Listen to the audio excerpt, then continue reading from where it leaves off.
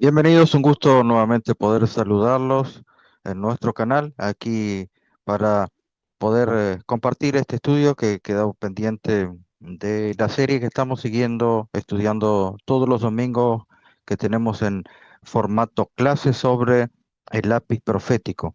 Vamos entonces, antes de poder continuar con este material auxiliar, poder tener una palabra de oración. Permítanme entonces allí donde nos encontremos poder orar. Santo Padre, Santo Dios, agradecemos, Señor, tu bondad, tu gracia y el poder estudiar tu santa palabra mediante esta grabación que pueda llegar allí a los hogares y fortalecer la fe en la Santa Escritura para así también poder comprender, meditar que la palabra de Dios nos habla de la persona de Dios para con el hombre y saber que podemos colocar nuestras esperanzas en Dios, nuestro dador de vida y nuestro consumador de nuestra fe. En el nombre de Jesús te lo suplicamos. Amén. Ok, vamos entonces a compartir esta parte. A ver, déjenme aquí. Queremos compartir con ustedes lo que sería la parte auxiliar del tema, la parte auxiliar A de lo que sería la serie que estamos estudiando los domingos, las clases sobre el lápiz profético. Ah, ya prácticamente nos quedan 3 clases y este domingo tendremos nuestra reunión. Tuvimos algunos inconvenientes el domingo pasado, inconvenientes técnicos, pero Dios mediante ya vamos en la compañía del Señor poder estar teniendo las grabaciones normales este domingo que viene. Así que vamos entonces, déjenme aquí compartir. Mm, a ver, denme un segundo. Lo voy a compartir aquí. Esto vamos a llamarle material, un material auxiliar de lo que estamos viendo de la serie del lápiz profético. El material auxiliar será obviamente para los que quieran seguir profundizando en cuanto al último tema que hemos visto, ¿sí? Entonces, allí, por el material que nosotros teníamos, esta parte extenso, ah, y no queríamos dejarlo de lado, pero tampoco podíamos incluirlo en el tema por un tema de tiempo. Y entonces, por eso que queremos dejar allí, donde luego ustedes seguirán profundizando en ese estudio. Entonces, queremos ver este material auxiliar. En esta hora queremos estudiar sobre la vida y el trabajo que tuvo Eugen, allí estoy, a ver, sí, sí, ahí se está viendo. Eugen Nida, ¿sí? Eh, este hombre el título viene allí a un pastor bautista, lo, lo catalogaba en un artículo como el hombre de sombrero negro, del cual allí entonces estamos tomando ese nombre. Eh, la vida y la obra, este lingüista muy conocido, muy reconocido en el mundo, un trabajo prácticamente misionero, el de filología, traducción, la lingüística bíblica, y fue muy requerido en todas partes del mundo. Prácticamente a veces él y su esposa estaban prácticamente un año fuera de su hogar. Así que vamos entonces a ver un poco en cuanto a la vida de Eugen Nida. Eh, en cuanto a lo que nosotros tenemos, nos llega como la versión de la Santa Escritura. A veces hay hermanos que no han profundizado en este tema y en eso queremos dejar este material para que después puedan investigar. Aquí del lado de lo que sería la lengua hispana, la lengua castellana, sabemos nosotros que las traducciones vinieron allí por el lado de España. Algunas versiones, posiblemente usted conozca la versión Reina Valera, pero la versión Reina Valera venían del lado de la traducción ah, que la hizo un poquito más completa, Casiodoro de Reina. Y luego continuó el trabajo de Casiodoro de Reina. Es más, él aconsejó, si hay alguna persona capacitada, poder ahondar sobre su traducción en la traducción de él, la tal conocida, la que hizo Casiodoro de Reina, sería la Biblia del Oso. Estamos hablando siglo XVI. Y allí entonces continuó una versión, Casiodoro de Reina.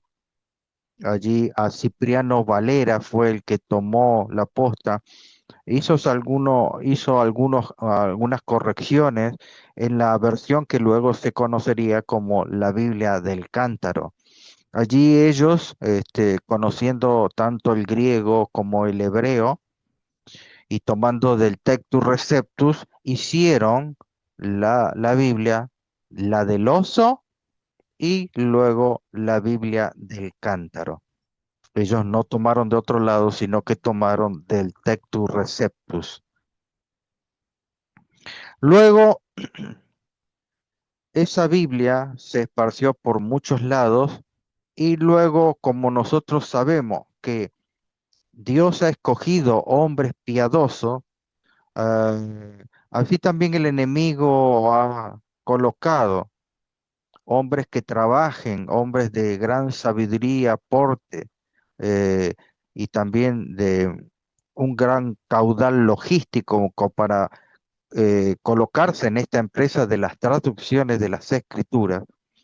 Entonces allí aparece la figura de Eugen Albert Naida, destacado lingüista y traductólogo estadounidense, nacido el 11 de noviembre de 1914 y falleció el 2011. Entonces, vamos a hablar un poco de Eugen Albert Naida y su traducción peculiar que marcó lo que sería entonces los libros de texto y de estudio en cuanto a la lingüística. Conocido principalmente por su innovadora teoría de la equivalencia dinámica en la traducción. Su enfoque revolucionó la manera en que se entendía la traducción, especialmente en el contexto de la traducción de la Biblia, considerado precursor de la traductología como disciplina. Bueno, allí tiene algunos manuales que él ha dejado en cuanto al estudio de la ciencia de la traducción y su novedoso método de la equivalencia dinámica, como le llamaba él allí. 1936, allí repasamos algunos puntos importantes de su biografía.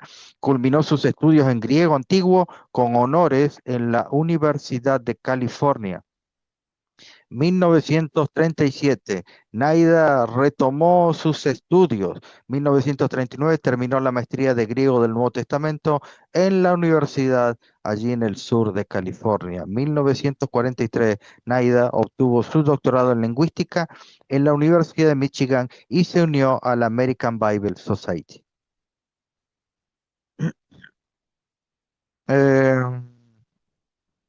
Culminó sus estudios, esto lo hicimos, sí. Sí.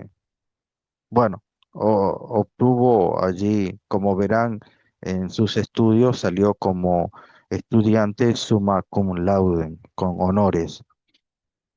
La equivalencia dinámica busca reproducir el significado e intención del texto original, prioriza la comprensión del lector sobre una traducción literal.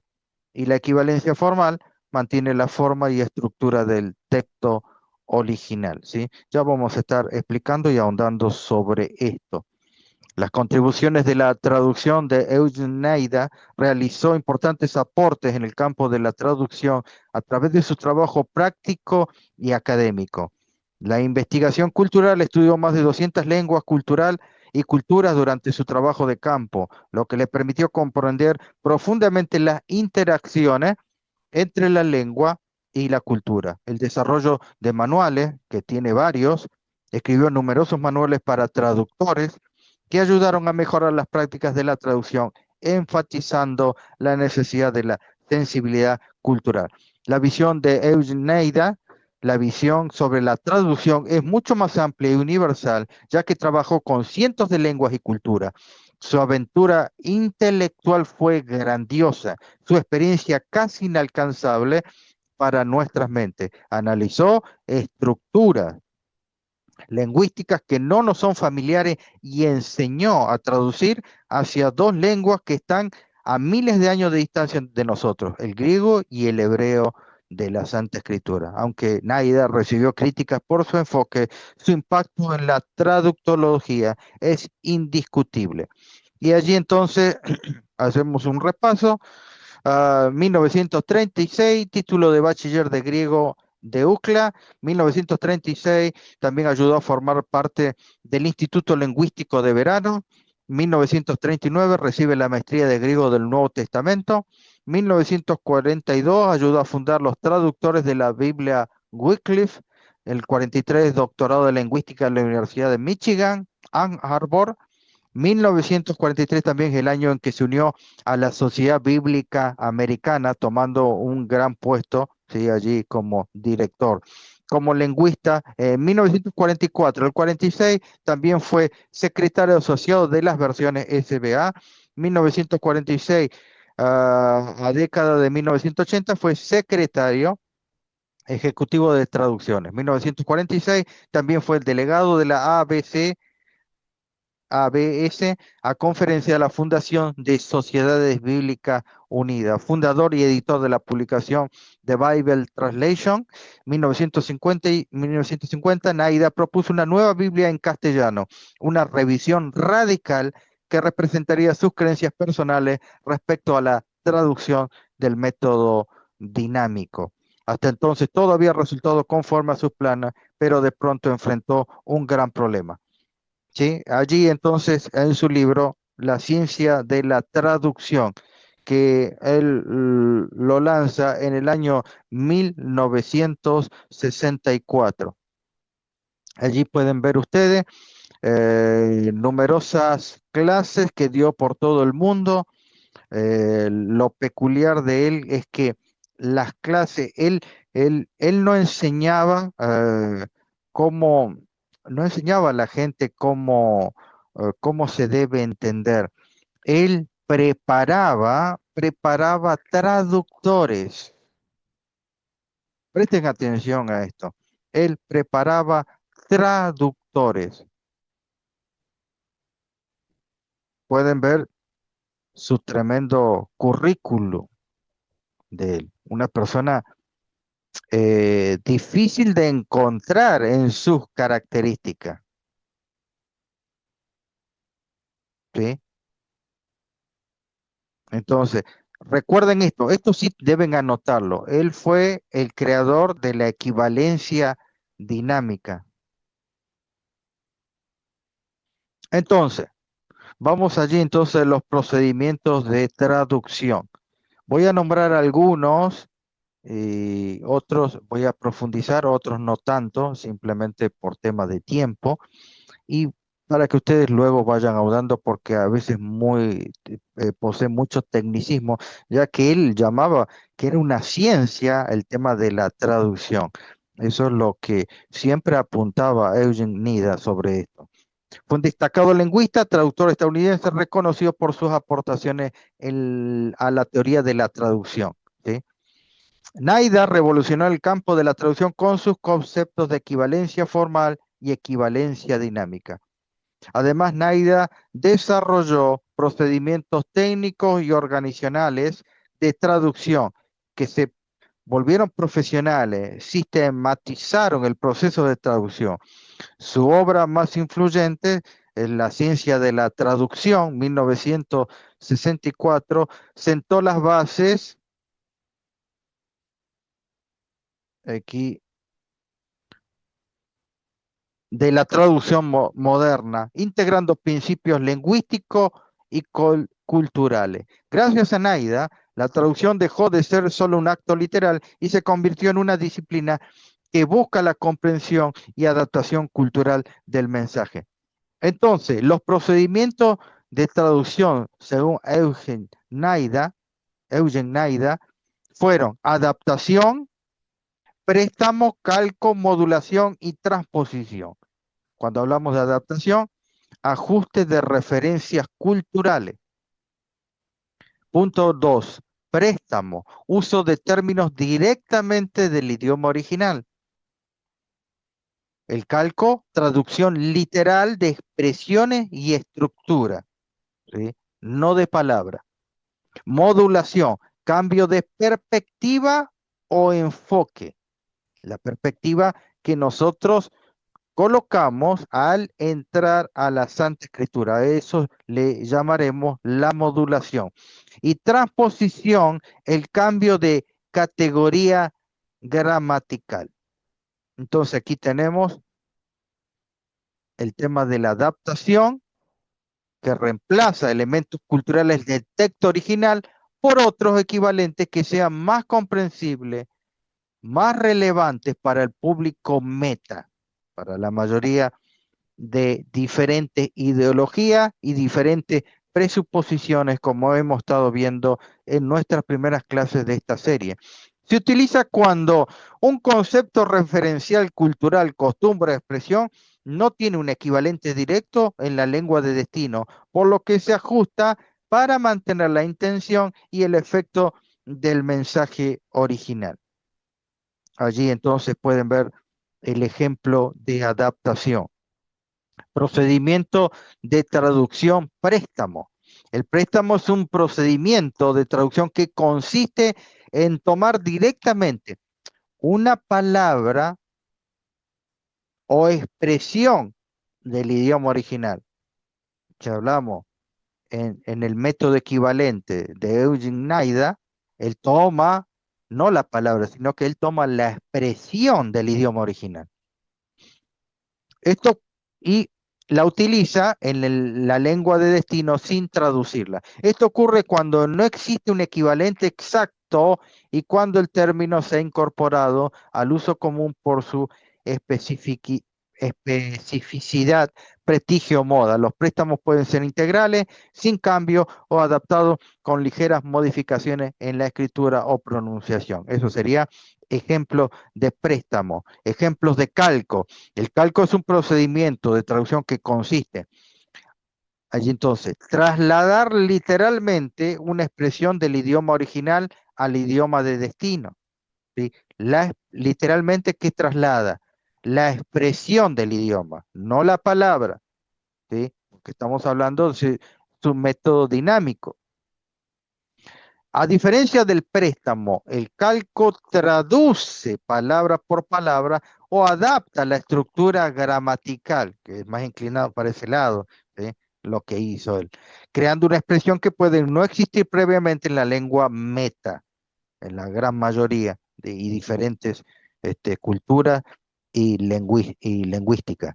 Los calcos pueden ser léxicos, traducción directa, palabras por palabra, o estructurales, adaptación de estructurales gramaticales. A esta segunda se está refiriendo Eugen Nida. Entonces, esos son los ejemplos de calco. También tenemos la traducción de modulación. La modulación es un procedimiento de traducción que consiste en cambiar el enfoque o el punto de vista del mensaje original. A eso le llamaremos la técnica de modulación, ¿sí?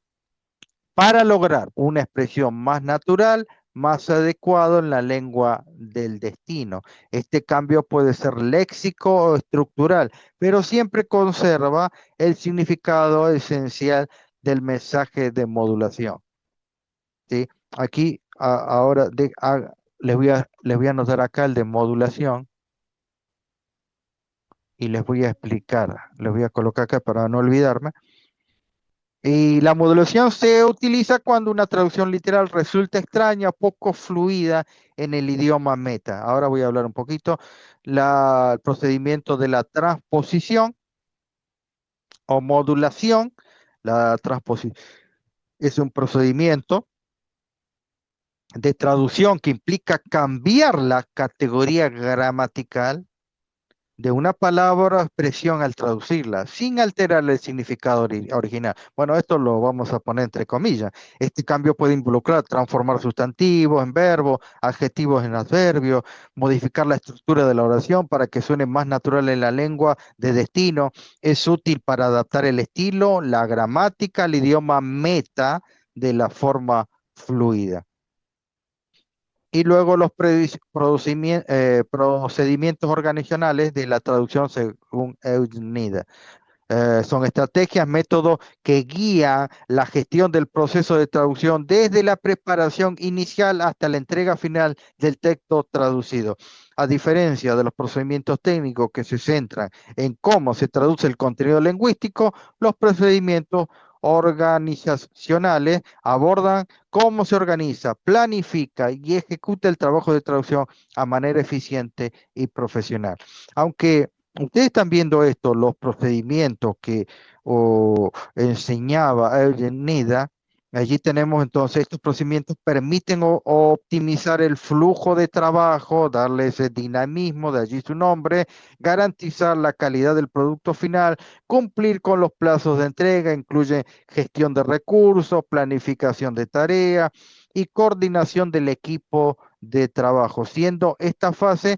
Punto número uno, análisis de texto fuente, transferencia del mensaje y punto número tres, reestructuración. La fase de análisis del texto, la fase del análisis de texto es la primera etapa de los procedimientos que se organizan en la traducción, pro- propuestos por Eugen Nida. Consiste en descomponer, examinar, presten bien, detalladamente el texto original. ¿Qué hace con el texto? Descomponer y examinarlo para comprender su significado profundo. ¿Sí?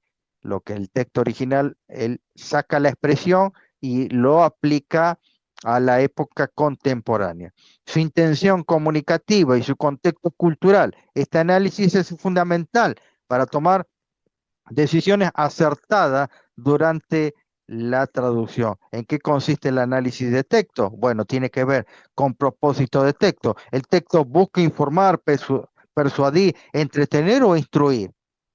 Reconocer la intención ayuda a definir el tono y registros adecuados. Análisis de público meta. ¿A quién va dirigido?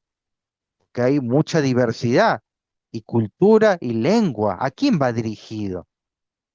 Obviamente al público meta. Cómo adaptar el mensaje público del idioma de destino, examen de contexto cultural, identificar referencias culturales, expresiones idiomáticas, costumbres, determinar si se requieren adaptación o explicación, revisión de elementos lingüísticos, estructura gramatical, vocabulario, estilo y tono, detección de tecnicismo y jergas, las lenguas, palabras que tienen una connotación específica.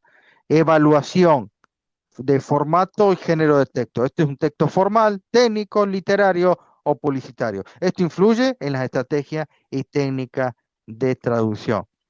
Allí tenemos la fase de análisis de texto, evita errores de interpretación, garantiza que el mensaje sea fiel al original. Bueno, esto ya ahí discrepamos un poco, ¿no? Ya van a ver ustedes por qué. Permite seleccionar los procedimientos de traducción, los más adecuados, según la modulación.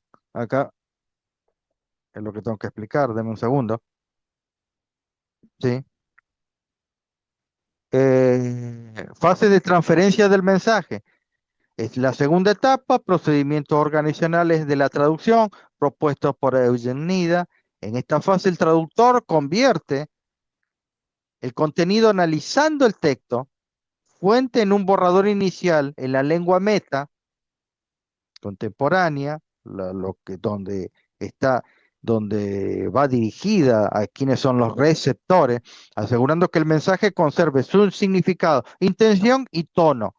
Aquí es donde se aplican los procedimientos técnicos de traducción y allí, obviamente, el de modulación, que posiblemente nos llama la atención. ¿En qué consiste la transferencia del mensaje? Conversión del sentido, trasladar el significado del texto fuente al idioma meta de manera clara y precisa, garantizar que el mensaje transmita la misma idea sin añadir, omitir o distorsionar. Bueno, eso nuevamente lo tomamos entre comillas.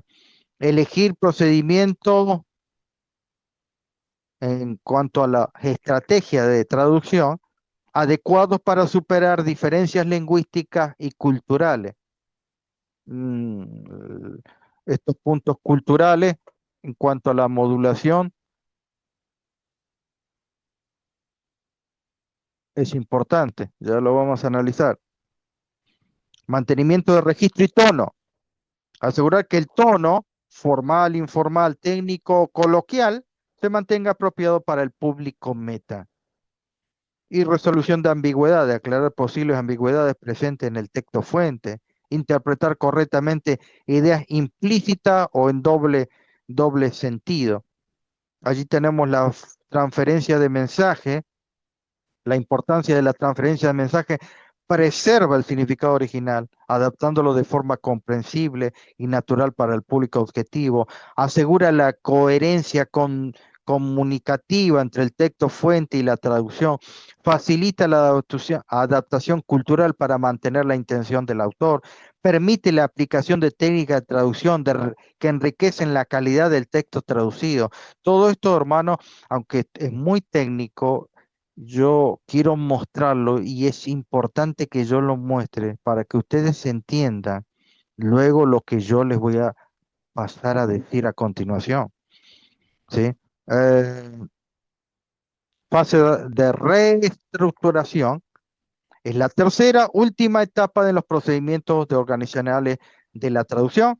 Según Eugenia, en esta fase el traductor revise y ajusta el borrador inicial de la traducción para garantizar que el texto sea claro, coherente, natural y adecuado para el público meta. No se trata solo de corregir errores, sino de perfeccionar la estructura y el estilo y tono de texto, o sea, la modulación, que cumpla con su propósito comunicativo. ¿Ok? Fase de reestructuración, mejora la calidad final de la traducción, asegurando claridad, precisión, evita errores de coherencia, inconsistentes en el texto, adapta el mensaje al contexto cultural, lingüístico del público meta. Eso es una parte importante que siempre usa la equivalencia dinámica. Asegura que la traducción cumpla con su propósito comunicativo. Entonces, déjeme aquí salir un segundo.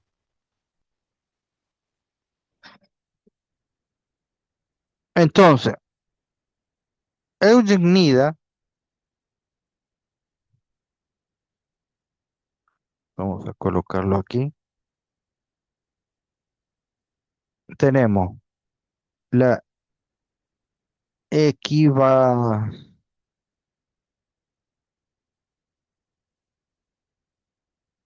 equivalencia dinámica y tenemos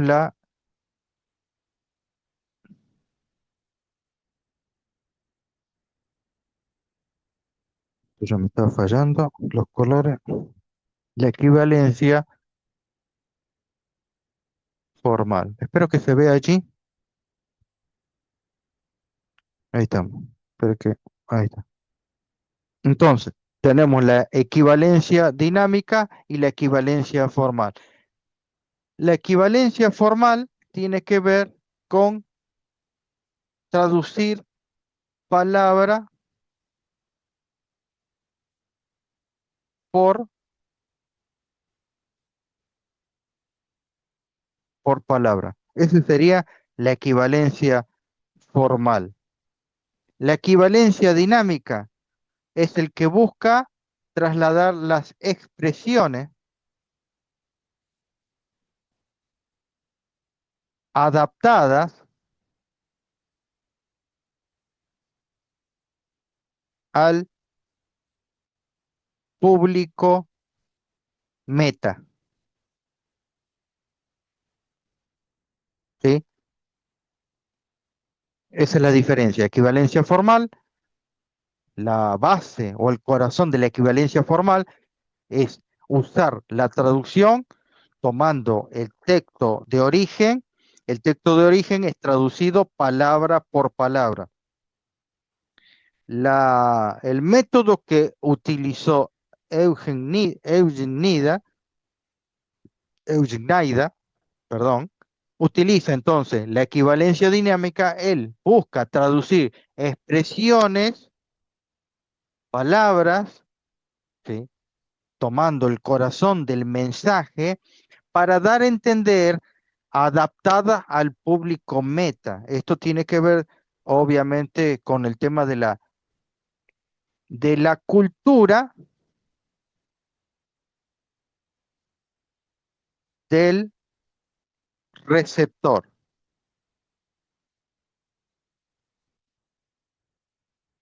¿Sí? Obviamente que el traductor tomará ¿de dónde? De las fuentes. Estas fuentes son, le llamaremos los autógrafos.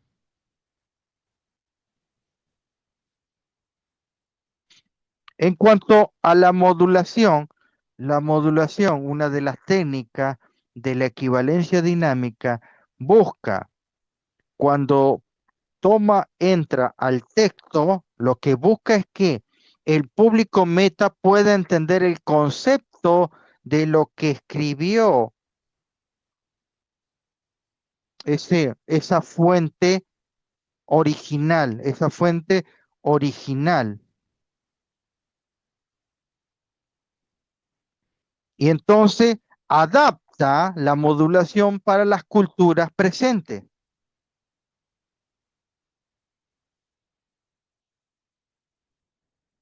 O sea,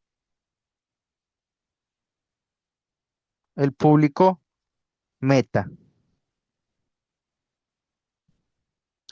Cuando, por ejemplo, en la escritura nosotros leemos que Jesús fue enviado como un cordero que quita el pecado del mundo.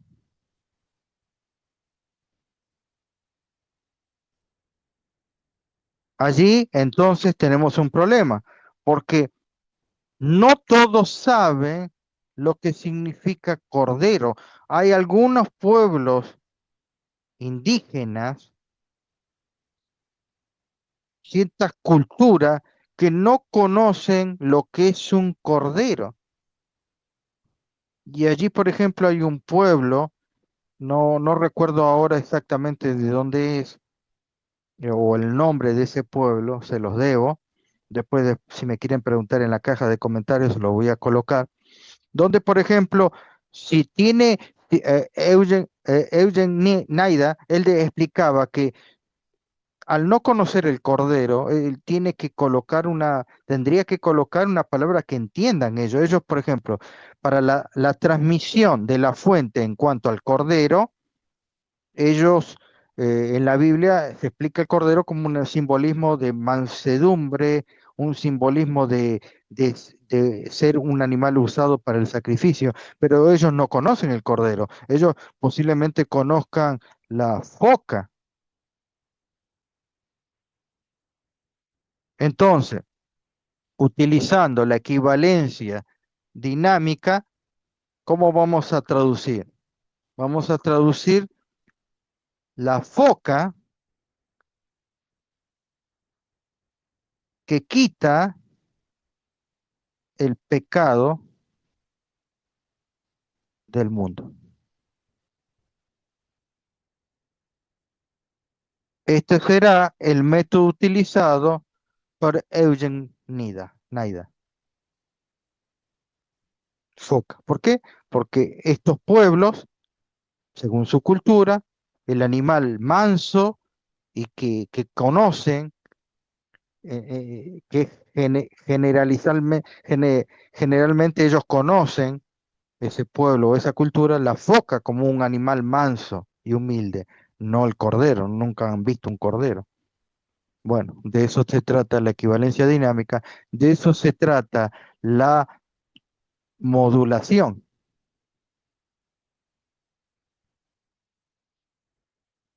Por eso es importante que yo tenía que mostrarle. Sé que cuesta, pero yo sé que a los que quieran ahondar, lo que estamos mostrando en cuanto al lápiz profético, esto le va a ser de gran ayuda. Sigamos entonces donde hemos quedado. Entonces, recordemos también que en el año 1959 lideró el programa de traducción de la Sociedad Bíblica Americana. Él pertenecía a la Sociedad Bíblica Americana. Luego, este, se adaptó, tuvo un cargo importante en las Sociedades Bíblicas Unidas. Entonces, él pasó a enseñar de utilizar una equivalencia, el método de equivalencia formal que hemos enseñado aquí, palabra por palabra, a una equivalencia dinámica, para que la gente entienda, según la cultura, según la lingüística del, del público, del público meta en este caso. Y entonces, por eso que encontramos tipos de versiones donde poseen, están traducidas, están compiladas, armadas, impresas en una equivalencia dinámica.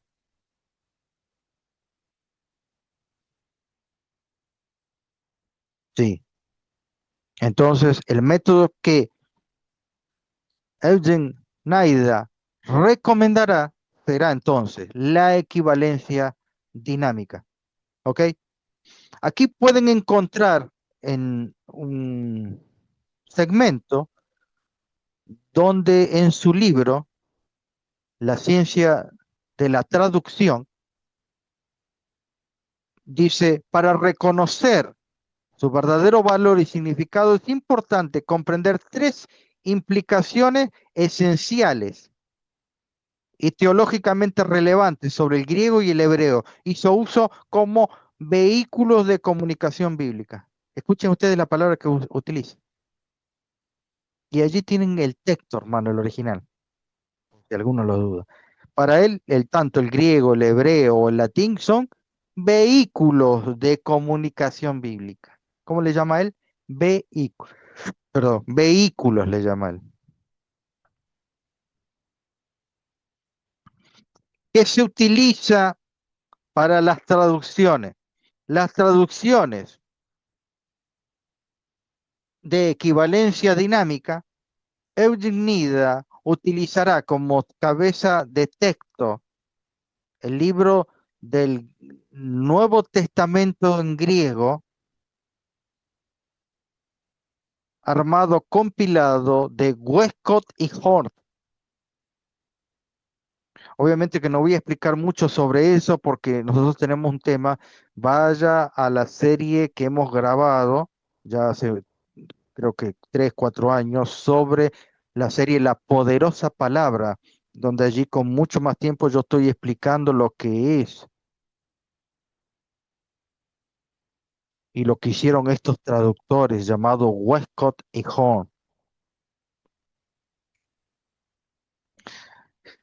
Un grupo de personas, incluido Eugen Naida, tomaron la tarea, la empresa de poder mejorar la Reina Valera 1960.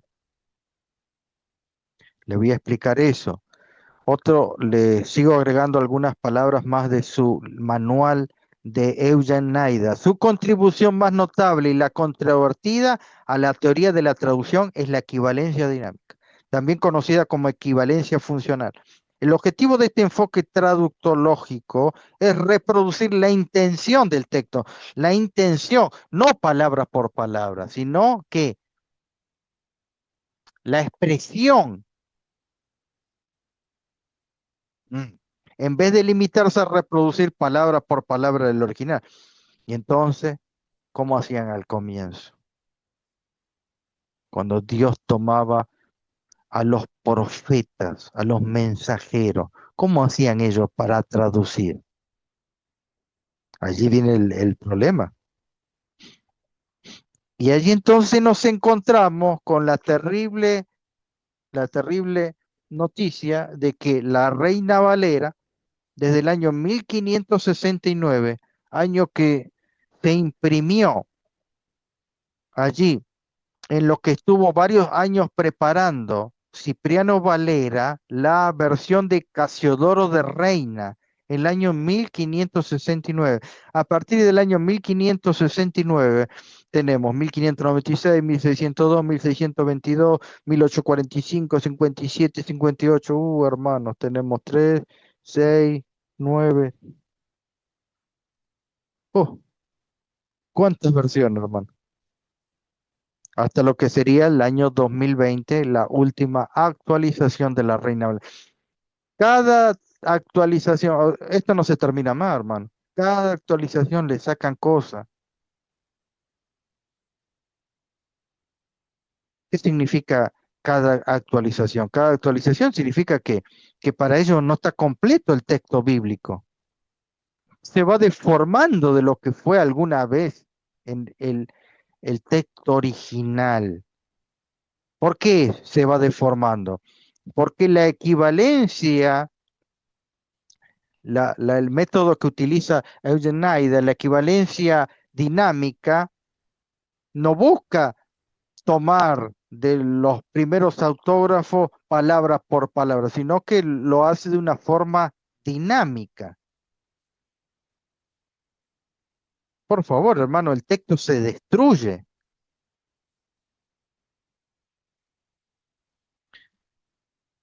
y estas traducciones tienen un nombre. Entonces, habíamos dicho, recapitulando, la equivalencia formal es un estilo de traducción que procura seguir el texto original palabra por palabra. Los primeros autógrafos de los primeros escritores bíblicos, los primeros profetas, esos autógrafos se traspasaban y se hacían copia palabra por palabra.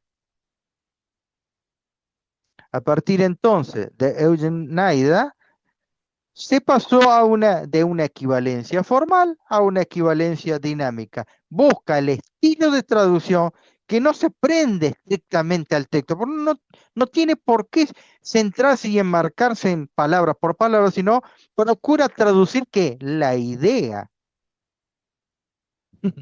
Eso es lo peligroso. Miren, les pongo un ejemplo de equivalencia formal y equivalencia dinámica en el texto de Juan 5:39. Escudriñad las escrituras, porque a vosotros os parece que en ellas tenéis la vida eterna. Vamos a la equivalencia dinámica. Ustedes estudian las escrituras con mucho cuidado, porque esperan encontrar en ellas la vida eterna. Es muy diferente, hermano. Prácticamente deshace. Y algunos que por ahí no están mirando bien el texto o lo están mirando muy rápido, ustedes dicen, pero pastor, no hay diferencia. Hay una gran diferencia, que es escudriñar según la Biblia. ¿Y qué es estudiar? Es muy diferente, hermano. Si yo estudio la Biblia, yo la puedo estudiar como una materia de texto, como estudiar sociología en la universidad. Pero si yo escudriño en la escritura buscando mi salvación, porque dice, porque a vosotros parece que en ella tenéis la vida. ¿Por qué tenéis la vida? Porque es lo que la palabra es inspirada por Dios. Cuando ahora entramos a la equivalencia dinámica, no podemos entrar con el tema de la fe. Ustedes estudian la escritura con mucho cuidado. ¿Cómo cuidado? Porque esperan encontrar en ellas la vida eterna. No, es muy diferente, hermano, está deformado. Vamos, Génesis 1:1, equivalencia formal. En el principio creó Dios los cielos y la tierra. ¿Sí? Bereshith, bara, Elohim, Alet, Tab, Ejashamay, Bet, At, Aret. Eso es lo que dice en la equivalencia formal. Vamos a la equivalencia, el método de Eugen Naida. Dios en el comienzo de todo creó el cielo y la tierra.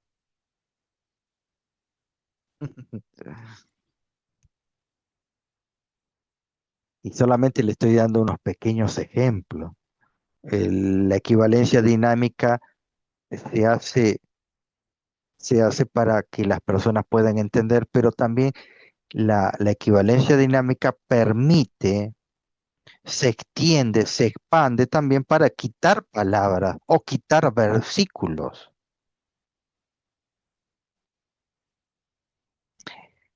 El traductor debe procurar reproducir en cada pasaje el sentido que intentaba el autor.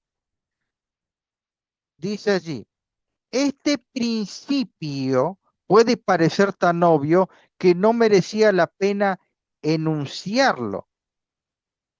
Sigue diciendo, pero encierra mucho más de lo que aparenta. Hay, por ejemplo, quienes afirman que al traducir el griego del Nuevo Testamento hay que remontarse al arameo y dice, y entender, ¿dónde estoy? El griego del Nuevo Testamento, hay que remontarse al arameo y entender las palabras de Jesús de acuerdo con su tenor en ese idioma. Sin embargo, dice Eudenaida, el traductor debe preguntarse más bien, ¿qué es lo que en su tiempo entendía Luca? Ojo con esto, al escribir en griego. Ese tiene que ser nuestro punto de vista si queremos hacer una traducción fiel del Evangelio. A eso, a la equivalencia dinámica le llama fiel, una traducción fiel. Déjenme leer, déjenme leer un texto de la escritura,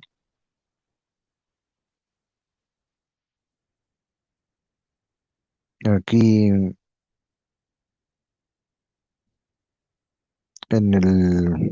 a ver si lo encuentro,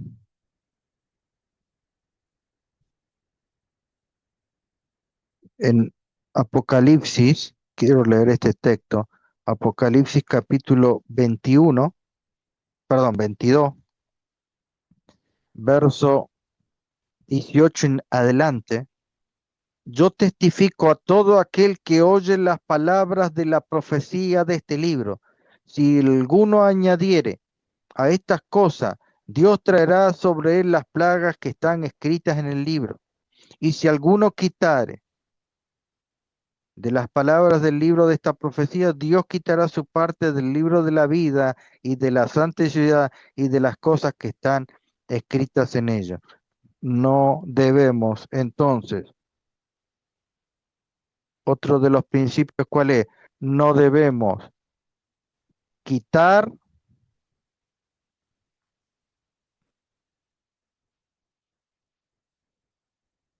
no debemos añadir. Punto número uno, punto número dos. Apocalipsis 22.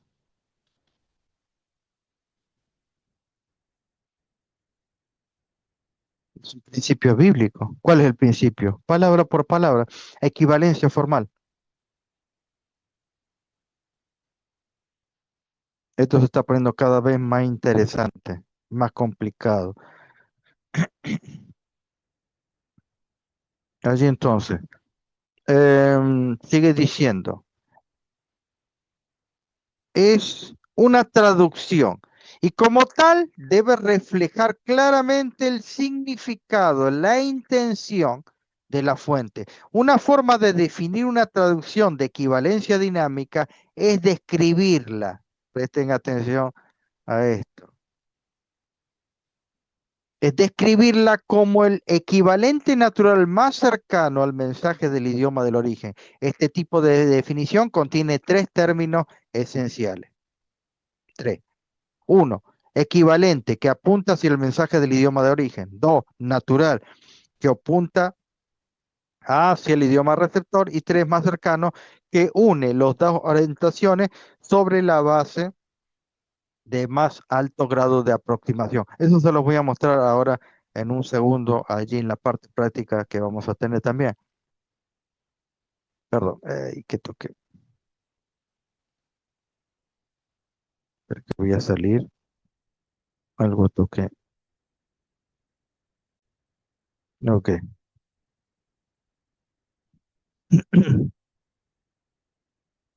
Y entonces hay Biblias que nos vamos a encontrar, como por ejemplo la Biblia Sagrada Almeida Corregida Fiel del 2007. Miren ustedes, por ejemplo, vamos allí a Salmos. Les voy a poner un ejemplo para que ustedes vean. Vamos al libro de Salmos, capítulo 92.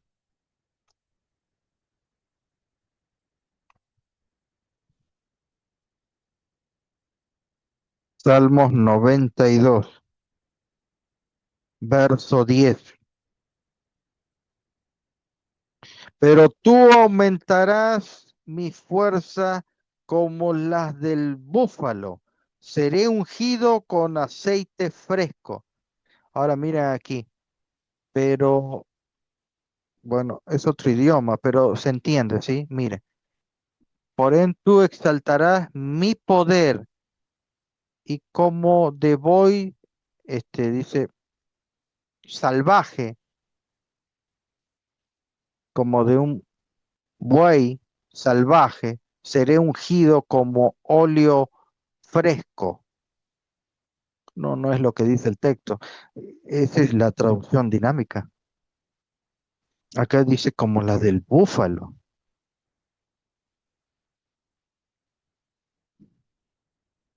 Exaltarás mi poder.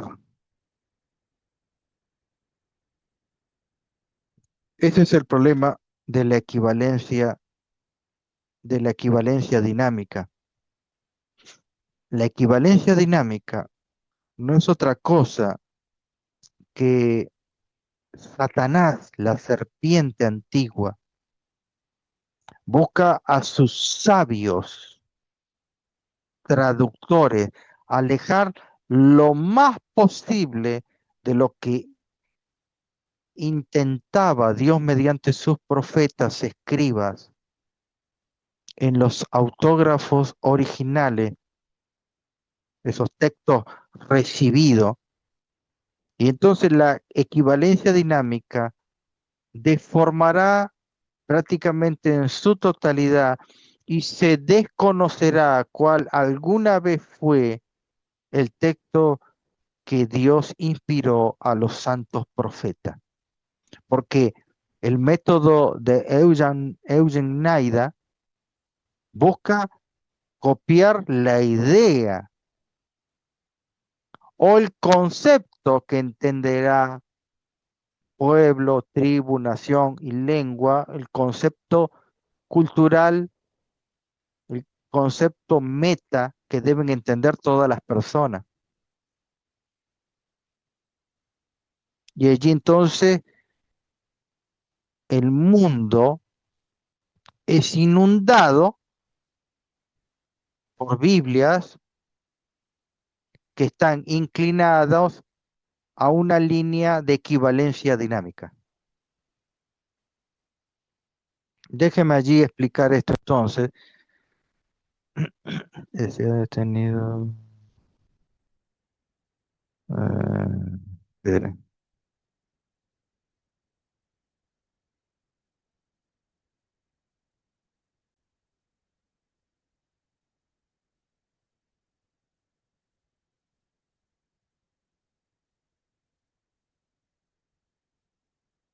Estamos ahí grabando, sí. Déjenme, voy a explicar esto. Eso es lo que voy a explicar. Entonces,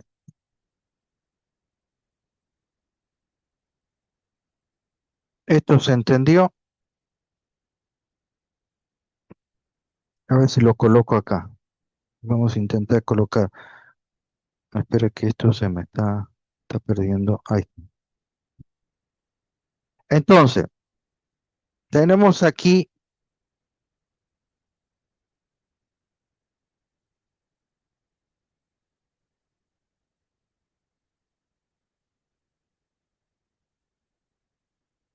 entonces aquí, nosotros tenemos lo que llamaríamos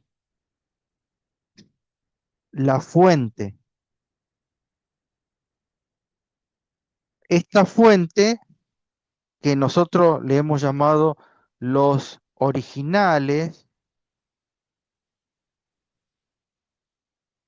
los autógrafos, esos rollos o papiros.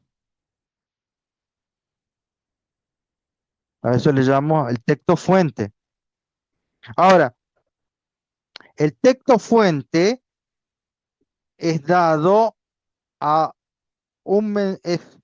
a- es dado el mensaje, el texto fuente es dado a un mensaje llamado uno.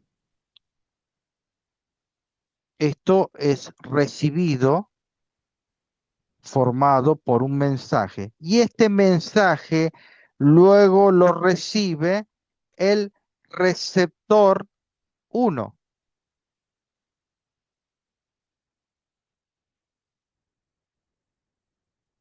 ¿Sí? Este es el mensaje original, perdón, esta es la fuente, este es el mensaje original recibida de la fuente, mensaje original, y luego tenemos el receptor, receptor, perdón, ahí está. El receptor, re- aquí llamaremos receptor uno, es el receptor original. El receptor original es, no es bilingüe,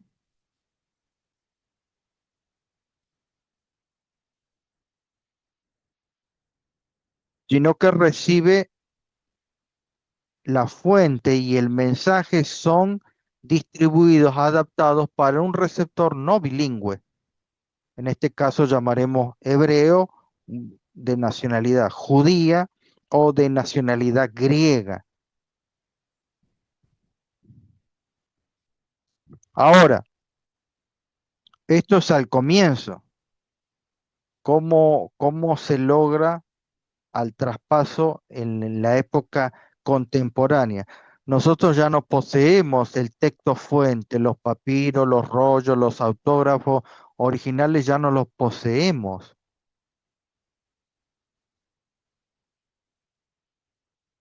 Sí, ahí estamos. Como no tenemos esta fuente y tenemos algunos mensajes que fueron dados para el receptor original, ahora nosotros necesitamos adaptarnos para una nueva fuente, ¿sí? Este receptor, este receptor que también es fuente, este receptor será traductor y también utilizará la fuente, una nueva fuente. Vamos a borrar aquí.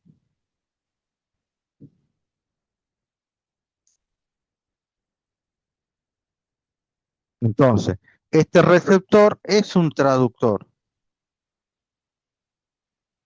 pero a su vez también posee una nueva fuente. ¿De dónde la obtiene? La fuente la obtiene del mensaje primero. De allí la obtiene él. Entonces, ahora este receptor que posee una nueva fuente, él debe hacer, producir ¿qué? Debe producir un nuevo mensaje llamado 2. Un mensaje nuevo. Y este mensaje nuevo debe ser dado ¿para quién?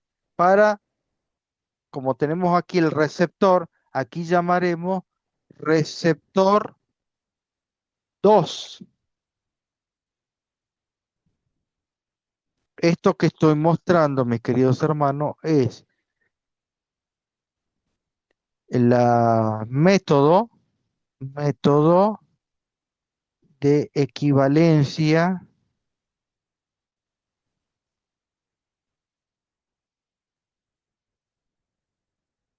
dinámica dadas por el doctor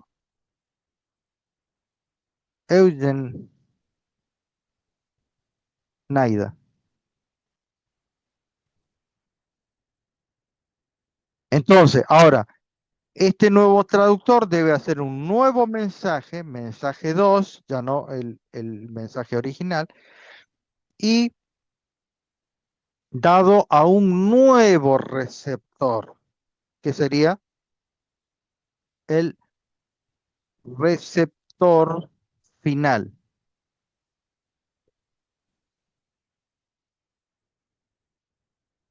¿Sí? Luego obtenemos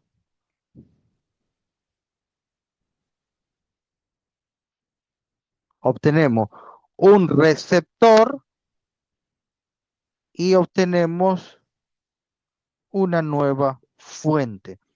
Ahora, el receptor y la nueva fuente la vamos a comparar según el mensaje original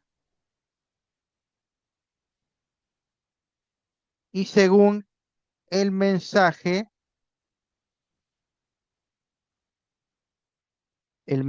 nuevo, el M2, el M1 más el M2. Tenemos un nuevo receptor y una nueva fuente. ¿Ok? A esto le llamaremos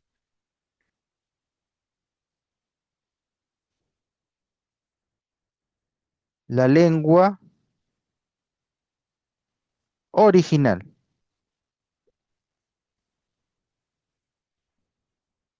Y de aquí para allá llamaremos la lengua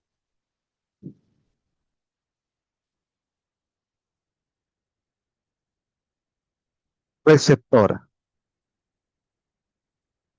Esto, esto lo vamos a encontrar en el manual, en los manuales que utilizaba